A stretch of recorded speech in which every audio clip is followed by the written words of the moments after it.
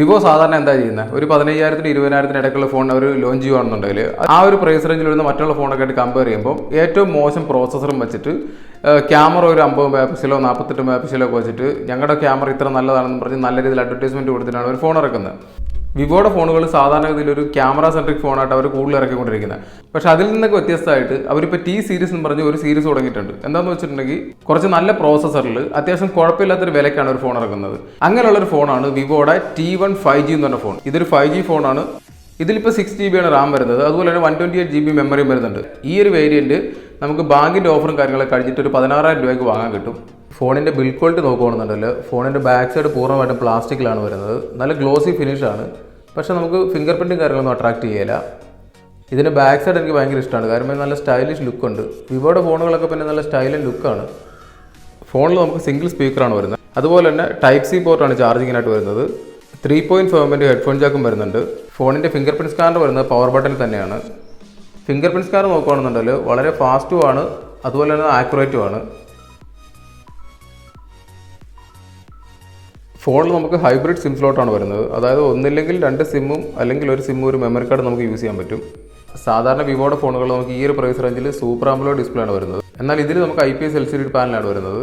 120 ഹെർട്സിൻ്റെ refresh rate വരുന്നതുകൊണ്ട് തന്നെ phone വളരെ സ്മൂത്താണ്. നമുക്ക് യൂസ് ചെയ്യാണ്ട് യാതൊരു ലാഗോ കാര്യങ്ങളൊന്നും തന്നെ ഇല്ല. അപ്പോൾ ഞാൻ ഈ ഫോണിൻ്റെ പോസിറ്റീവ് അതുപോലെ തന്നെ നെഗറ്റീവ് ആയിട്ടുള്ള കാര്യങ്ങൾ മാത്രം പറയാം. ഫോണിൻ്റെ പോസിറ്റീവ് ആയിട്ടുള്ള കാര്യങ്ങൾ പറയുമ്പോൾ നമുക്ക് എടുത്തു പറയേണ്ട ആദ്യത്തെ കാര്യം ഇതിനകത്ത് ചിപ്സെറ്റാണ്. ഇതിൽ യൂസ് ചെയ്തിരിക്കുന്ന ചിപ്സെറ്റാണ് സ്നാപ്ഡ്രാഗൻ്റെ 695 എന്ന് പറഞ്ഞ പ്രോസറാണ് യൂസ് ചെയ്തിരിക്കുന്നത്. സാധാരണ നമ്മളൊരു സ്നാപ്ഡ്രാഗൻ്റെ 600 സീരീസ് എന്ന് പറയുമ്പോഴത്തേക്കും നമുക്കുള്ളിൽ തോന്നും അയ്യോ ഇതത്ര നല്ല പ്രോസർ അല്ലല്ലോ എന്നൊരു ചിന്ത ഉണ്ടാവും. ശരിയാണ്, സ്നാപ്ഡ്രാഗൻ്റെ നേരത്തെ ഉള്ള 600 സീരീസുള്ള പ്രോസറും കാര്യങ്ങളൊക്കെ വളരെ മോശമായിരുന്നു. നമുക്ക് ഗെയിം കളിക്കാൻ പറ്റില്ല, ഗെയിം കളിച്ച ഓവർ ഹീറ്റിങ്ങും. പക്ഷേ ഈ ഒരു പ്രോസർ അങ്ങനെയല്ല. നമുക്ക് സ്നാപ്ഡ്രാഗൻ്റെ 750G ഒക്കെ ഇല്ല. ഏകദേശം ആ ഒരു പ്രോസസറിൻ്റെ പെർഫോമൻസും കാര്യങ്ങളൊക്കെ നമുക്ക് ഇതിൽ കിട്ടുന്നുണ്ട്. നമ്മൾ ഗെയിം കളിക്കുമ്പോഴോ മൾട്ടി ടാസ്കിങ് ചെയ്യുമ്പോഴോ അല്ലെങ്കിൽ എന്തെങ്കിലും ഹെവി ടാസ്ക് ചെയ്യുന്ന സമയത്തോ നമുക്ക് യാതൊരു ലാഗോ കാര്യങ്ങളോ ഒന്നും തന്നെ അനുഭവപ്പെടുകയില്ല. മെയിൻ ആയിട്ടുള്ള കാര്യം നമ്മൾ ഗെയിം കളിക്കുമ്പോൾ ഹീറ്റിംഗ് പോലുള്ള ഇഷ്യൂസ് ഒന്നും തന്നെ ഇല്ല. PUBG ഒക്കെ ആണെന്നുണ്ടെങ്കിൽ നമുക്ക് അൾട്രാ ഫ്രെയിം റേറ്റിൽ തന്നെ കളിക്കാൻ പറ്റും. പിന്നെ ഇതിൻ്റെ ഡിസ്പ്ലേ നമുക്ക് ഇതിൻ്റെ ഒരു പോസിറ്റീവ് എന്ന് പറയാം. വേറെ ഒന്നുമില്ല, അത്യാവശ്യം നല്ല ബ്രൈറ്റ് ആയിട്ടുള്ള ഡിസ്പ്ലേ ആണ്. നമുക്ക് വെയിലത്തൊക്കെ യൂസ് ചെയ്യാൻ യാതൊരു പ്രശ്നവുമില്ല. നമുക്കിതിൽ 120 ഹെർട്സിൻ്റെ ഡിസ്പ്ലേ ആണ് വരുന്നത്. അതിൻ്റെ ഒരു ഗുണം നമുക്ക് മനസ്സിലാവുന്നത് ഗെയിമിങ്ങിലാണ്. ഗെയിം കളിക്കുന്ന സമയത്ത് നമുക്ക് സാധാരണ ഫോണുകളെ അപേക്ഷിച്ച് കുറച്ചുകൂടെ സ്മൂത്ത് ആയിട്ട് കളിക്കാൻ പറ്റുന്നുണ്ട്. നമുക്ക് ഔട്ട് ഓഫ് ദ ബോക്സ് തന്നെ ഈ ഫോണിനകത്ത് നമുക്ക് Android 12 വരുന്നുണ്ട്.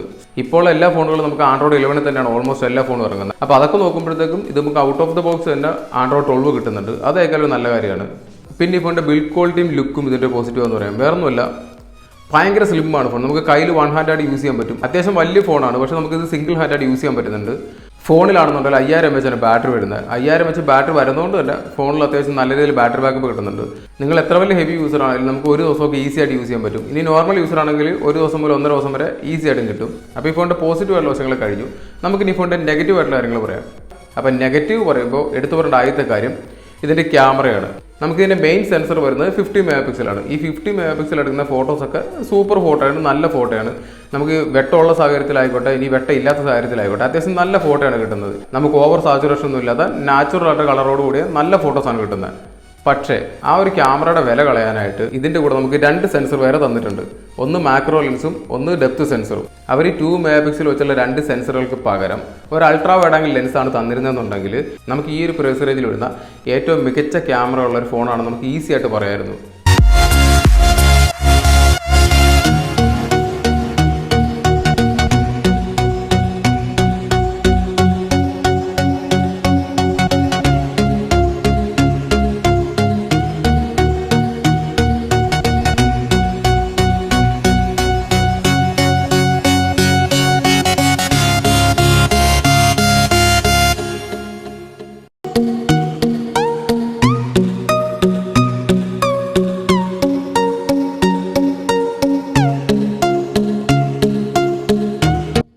ഇത് 5G ഫോണാണ്. ഇത് 5G ഫോണാണെന്ന് പറഞ്ഞാണ് ഇത് പരസ്യം കൊടുത്തിരിക്കുന്നത്.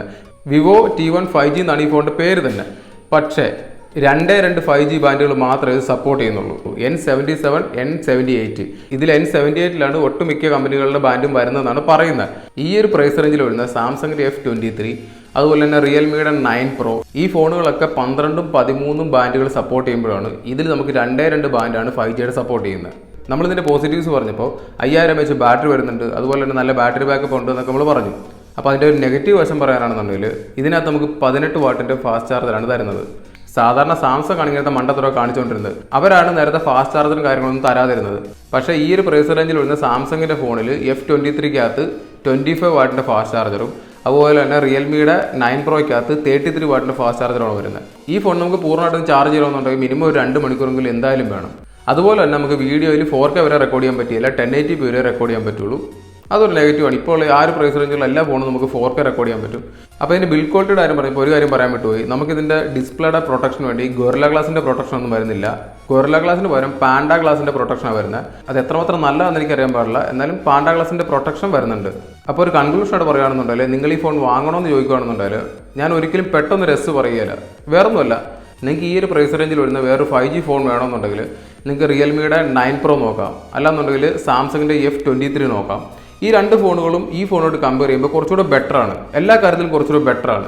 അതുപോലെ തന്നെ നിങ്ങൾക്ക് 5G ഫോൺ വേണ്ട, ഈ ഒരു പ്രൈസ് റേഞ്ചിൽ വരുന്ന ഏറ്റവും നല്ല ബെസ്റ്റ് ആയിട്ടുള്ള ഫോൺ മതി. 5G വേണമെന്നില്ല എന്നുണ്ടെങ്കിൽ നിങ്ങൾക്ക് റെഡ്മിയുടെ Note 11 Pro നോക്കാം. ഏകദേശം ഈ ഒരു പ്രൈസ് റേഞ്ചിൽ തന്നെ വരുന്നത്.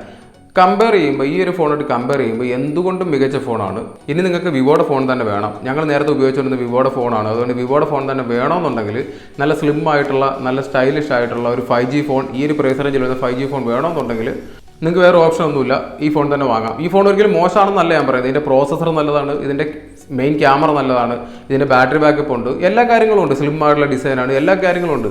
ഇതിൻ്റെ കൂടെയുള്ള ബാക്കിയുള്ള ഫോണോട് കമ്പയർ ചെയ്യുമ്പോൾ കുറച്ചുകൂടെ ബെറ്റർ ആ ഫോണുകളാണെന്നേ ഉള്ളൂ. ഈ ഫോൺ ഒരിക്കലും മോശമാണെന്നല്ല ഞാൻ പറയുന്നത്. കുറച്ചുകൂടെ ബെറ്റർ ഈ റിയൽമിയുടെ ആ സാംസങ്ങിൻ്റെ ആ ഫോണുകളാണ് കുറച്ചുകൂടെ ബെറ്റർ, അത്രേ ഉള്ളൂ. അപ്പോൾ ഇതിൻ്റെ റിവ്യൂ കാര്യങ്ങളൊക്കെ ഇത്രേ ഉള്ളൂ. നിങ്ങൾക്ക് വീഡിയോ ഇഷ്ടപ്പെട്ട സാധാരണ ഇതുപോലെ ലൈക്ക്, ഷെയർ, സബ്സ്ക്രൈബ് ഒക്കെ ചെയ്യുക. നമുക്ക് വേറെ ഫോൺ റിവ്യൂ ആയിട്ട് അടുത്ത വീഡിയോയിൽ കാണാം.